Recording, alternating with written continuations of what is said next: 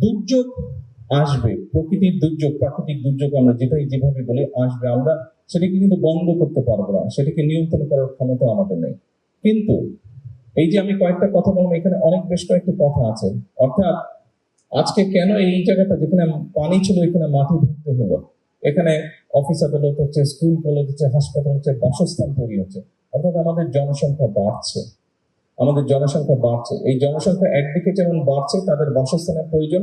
আরেকটা জিনিস খেয়াল করে দেখবেন খুবই জরুরি, সেটি হচ্ছে বাসস্থান তৈরির সাথে সাথে মানুষের স্কুল কলেজ সবকিছু তৈরি হওয়ার সাথে সাথে কিন্তু ফসলি জমির পরিমাণও কমছে। বাংলাদেশ একটি জনবহুল দেশ, যেমন দুর্যোগ প্রবণ একটি এলাকা, ঠিক একইভাবে একটি জনবহুল দেশ। কাজে আমাদেরকে অল্প একটু দুর্যোগ হলে কিন্তু মানুষ ক্ষতিগ্রস্ত হয়, অল্প একটু দুর্যোগ হলে কিন্তু আমাদের ফসল হানি হয়, আমাদের গবাদি পশু নষ্ট হয়। সেই জন্য আজকের এই অনুষ্ঠানটির মূল যে লক্ষ্য বা বিষয়টি, সেটি হচ্ছে আমার ধারণা দুটি। এক, এখানে যেটা শুনেছি, আমি যেটা জানি, যে এই প্রতিষ্ঠানটি তৈরি হওয়ার পরে এখানে আমাদের ক্লাইমেট বা আবহাওয়া যে চেঞ্জ হচ্ছে সেইটি সম্পর্কে রিসার্চ করা, কিভাবে এই বিষয়গুলোকে আমরা ট্যাকেল করব। অ্যাট দ্য সেম টাইম সেটি ভূমিকম্প হোক, সেটি অন্য জলোচ্ছ্বাস হোক, যেটি হোক, সেখান থেকে আমরা কিভাবে আমাদের সম্পদ এবং মানুষকে আমরা রক্ষা করব। যারা কাজ করবে এই কাজে তাদেরকেও ট্রেনিং দেওয়া হবে, তাই তো, তাদেরকেও ট্রেনিং দেওয়া হবে। গুলশান এলাকায়, ক্যান্টনমেন্ট এলাকায়, এই যে এলাকাটি, এখানে আমার পরিষ্কার মনে আছে, ছোটবেলায় দেখেছি যে 50 ফিট গেলে, 50 ফিটও যাওয়া লাগতো না, 20-25 ফিট গেলেই বা 15 ফিট গেলেই পানি বের হতো।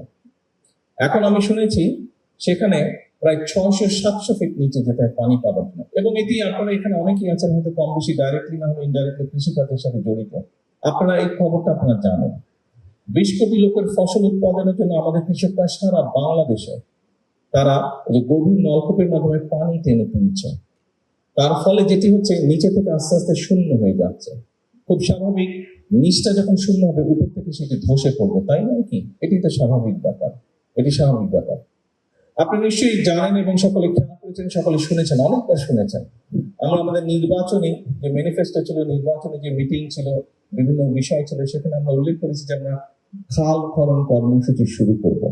আমরা সরকার গঠন করেছি আলহামদুলিল্লাহ, এবং আমরা আমাদের সেই প্রতিষ্ঠিত খাল খনন কর্মসূচি শুরু করেছি। 2-3 দিন আগে একজন সাংবাদিক এক জায়গায় বলছে বিএনপি খাল খনন কর্মসূচি শুরু করেছে, এটি তাদের একটি রাজনৈতিক প্রোগ্রাম, এই কথা কোনো হিসাব নেই, কিছু না, এটা করতে হবে বলে করেছে। তা আমি খুব শ্রদ্ধার সঙ্গে ওনাকে বলতে চাই, বিষয়টি আসলে তা নয়। এই খাল খনন কর্মসূচির সাথে মানুষের জীবন ওতপ্রোতভাবে জড়িত, এই খাল খনন কর্মসূচির সাথে কৃষি জড়িত, এই খাল খনন কর্মসূচির সাথে এই ভূমিকম্প পর্যন্ত জড়িত। সম্মানিত উপস্থিতিবৃন্দ, আমরা গত 20 বছরে যে পরিমাণ পানি নিচে থেকে টেনে উপরে তুলেছি, আমাদের ব্যবহার করেছি, এই পরিমাণ পানি যদি আজকে থেকে